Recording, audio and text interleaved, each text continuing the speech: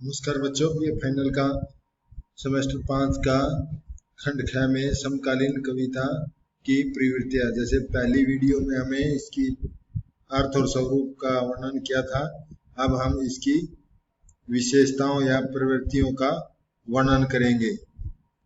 समकालीन कविताओं की प्रवृत्तियां इस प्रकार है। पहला, विषय की व्यापकता है। जिन कवियों ने कविता लिखी है उसमें जो विषय बनाए हैं, उन्होंने जो आज के हालात की राजनीति उठा पटक, एक दूसरे के वाद विवाद और संसद की मुक्केबाजी और भ्रष्टाचार आदि बेरोजगारी का अपना मुद्दा बना करके कविताएं लिखी हैं। जैसे समकालीन कविता में मानव से जुड़े प्रत्येक पहलू को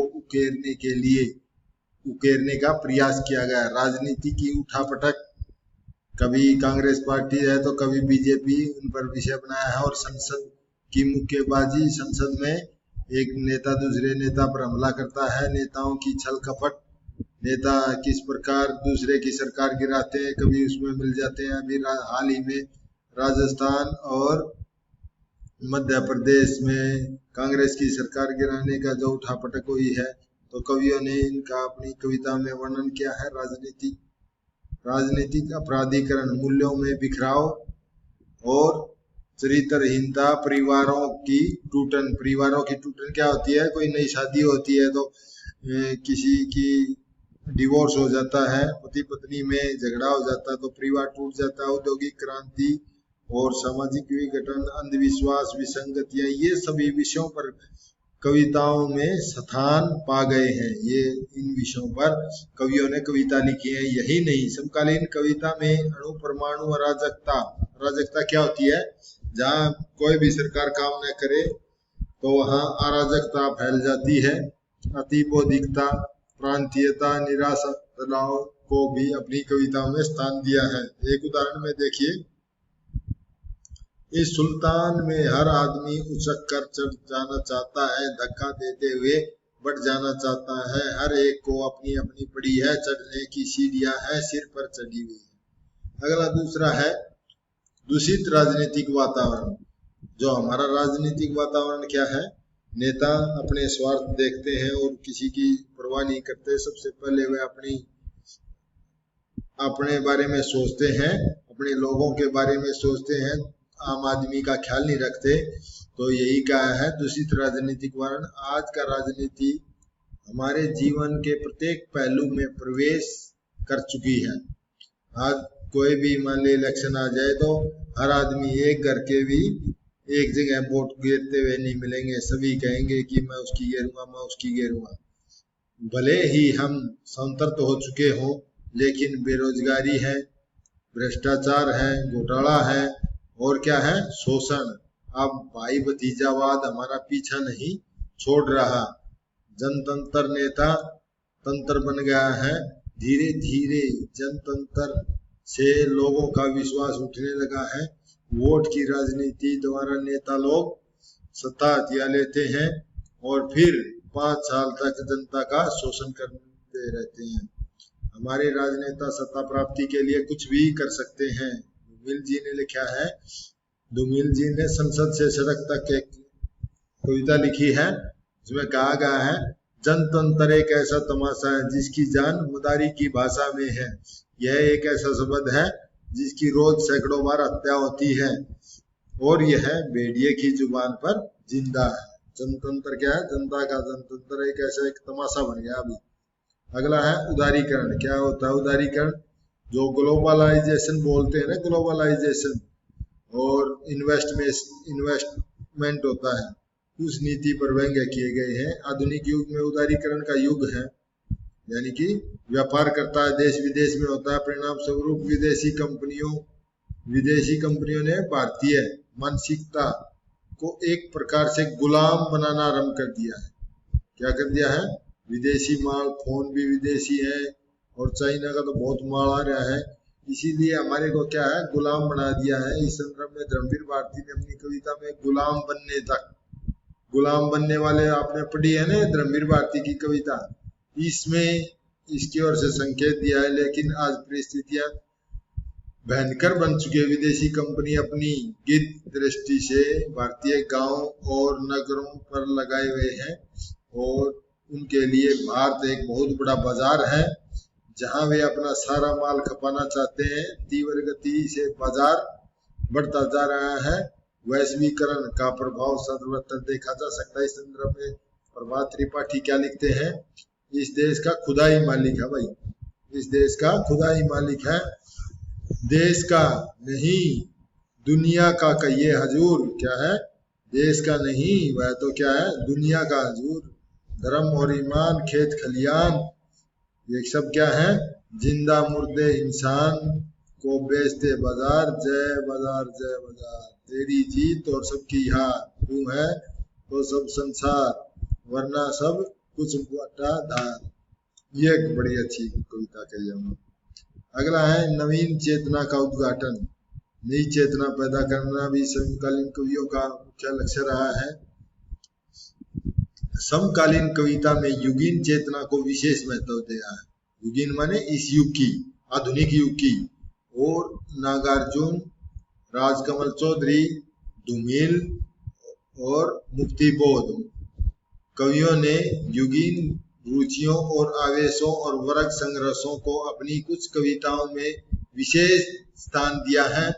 ये कवि सर्वहारा वर्ग की व्यथा कथा को अंकित करने में सफल रहे। उन्होंने धर्मनिष्ठा से लेकर के संघर्ष तक को अपनी कविता में स्थान दिया है। केदारनाथ अग्रवाल सर्वहारा वर्ग के पौरुष का वर्णन करते हुए लिखते हैं, क्या कहते हैं, जब मैंने उसको जब जब देखा, लोहा देखा, लोहा जैसे गलते देखा, मैंने उसको गोली जैसे चलते देखा। यानी सर्वहारा वर्ग का वर्णन किया, जो गरीब है उनका भी इसमें वर्णन किया गया है, उनकी व्यथा कथा दुख पीड़ा का वर्णन किया है। अगला है ईश्वर और धर्म संबंधी वर्णन। जो आज का टाइम में धर्म और ईश्वर है उसके प्रति आस्था नहीं रही है। समकालीन कविता में कवि ने ईश्वर और धर्म के प्रति कड़े तेवर अपनाता हुआ दिखाई देता है। मार्क्सवादी चेतना के प्रभाव के कारण इन कवियों ने ईश्वर और धर्म से विश्वास उठ चुका है। भगवान पर विश्वास उठ चुका है। कई आदमी कई बार कोशिश करता है, सफलता नहीं मिलती है तो कहता भगवान नहीं है भाई। अब आगे ये कवि व्यक्तिगत दुखों के कारण सामाजिक विषमताओं का वर्णन करते हुए दिखाई देते हैं। कहीं कहीं तो ये कवि ईश्वर और धर्म पर भी व्यंग्य करने दिखाई देते हैं, यानी कि ईश्वर और भगवान पर भी कटाक्ष करने लगते हैं। लीलाधर जगुड़ी क्या कहते हैं, यह तो मनुष्य है जो हर बार अपने समय के ईश्वर को रच लेता है, और यह तो मनुष्य है जो मरने के बाद मृत्यु से भी संवाद करता है, और यह तो मनुष्य है जो किसी न किसी पदार्थ के रूप में बच लेता है, और यह तो मनुष्य है जो उत्तम में नहीं प्रसन्न में जीता है। यानी कि मनुष्य उत्तम नहीं प्रसन्न में ही जीता है, हर बार एक नए प्रसन्न। अगला है अलगावबोध की अभिव्यक्ति। इसमें दो मत नहीं हो सकते। आज आम आदमी के जीवन में निराशा, दुख, पीड़ा, संतरास निरंतर वृद्धि पर है। आज आम आदमी के दुख क्या है, बढ़ते ही जा रहे हैं। बढ़ती हुई महंगाई, बेरोजगारी ने आम आदमी की कमर तोड़ कर रख दी है। अब आए दिन महंगाई, तेल महंगा होता जाता है, जिसे वस्तुओं के आयात निर्यात पर भी महंगा भार वो आम जनता पर पड़ता है। जीएसटी का भार आम आदमी उठाता है। कोई भी चीज खरीदता है, फोन खरीदता है तो उसको 2000 सरकार को देने पड़ते हैं। तो जो हमारा टैक्स है, पहले अंग्रेज लगान लेते थे, अब आज के दिन हर आदमी टैक्स पे कर रहा है। एक माचिस भी खरीदता है तो उस पर भी टैक्स पे करना पड़ता है। परिवार टूटकर बिखर रहे हैं। सामाजिक सांस्कृतिक मूल्य ध्वंस होते जा रहे हैं।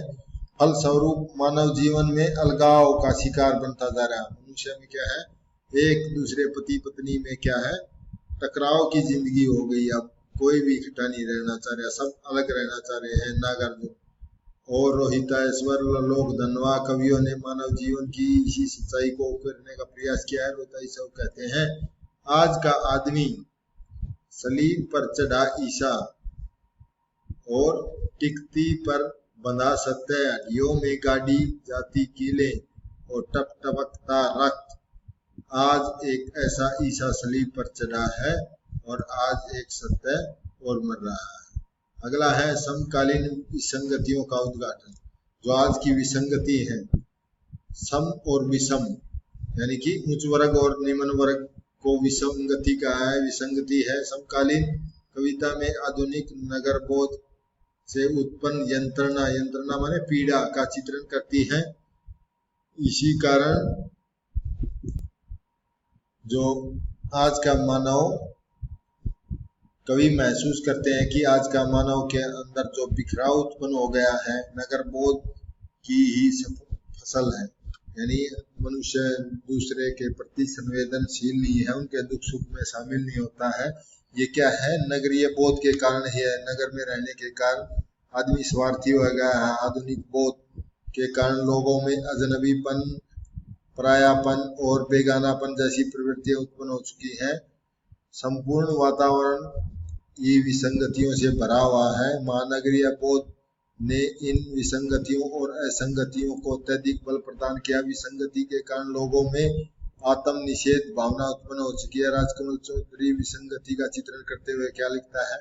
ये अलगाव, यानी आदमी में अजनबीपन होने पर क्या हो जाता है? आत्महत्या कर लेता है। जैसे सुशांत सिंह राजपूत ने अकेलापन, अजनबीपन से आत्महत्या कर ली।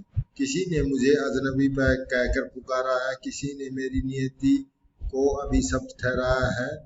कभी मैं बाहर का आदमी माना जाता हूँ और कभी विसंगत पुरुष के नाम से जाना जाता हूँ। इस प्रक्रिया में मैं सिमट कर वर्णमाला का अक्षर हूँ, मात्र रह गया हूँ। आरोप नामों की भीड़ में मैं अनाम हो गया हूँ, पहले से अधिक उदास हो गया हूँ।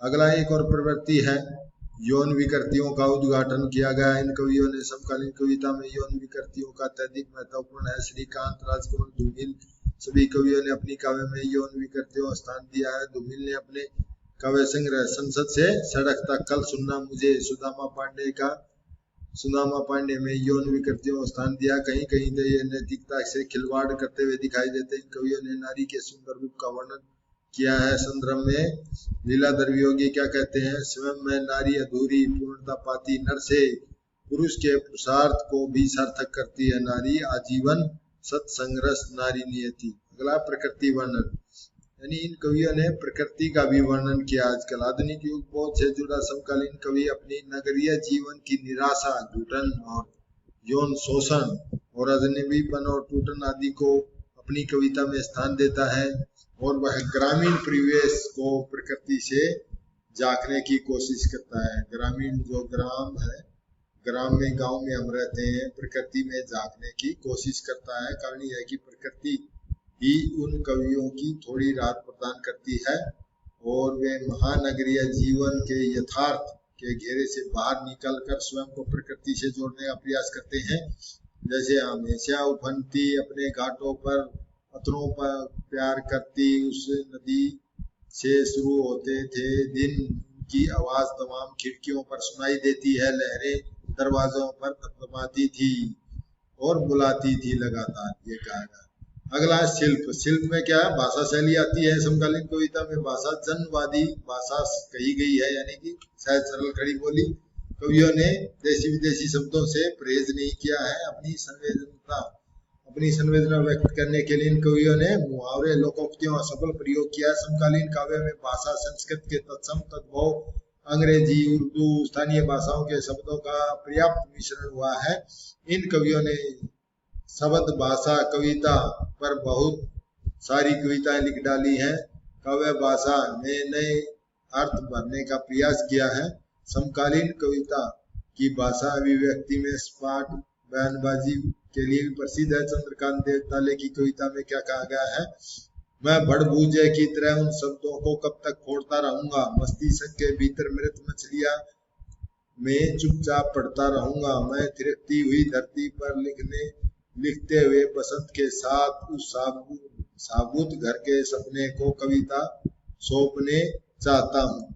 इस प्रकार हम देखते हैं कि इनमें अलंकारों का विशेष ध्यान नहीं दिया गया। अनायासी सुंदर प्रतीक और विमोह अलंकारों का प्रयोग देखा जा सकता है, कविता के अंदर विद्यमान है। और ये कवि बंदी के साथ साथ लय की प्रयोग करते हैं। समकालीन कविता में गीत भी है, दोहे की परंपरा लौटती हुई है।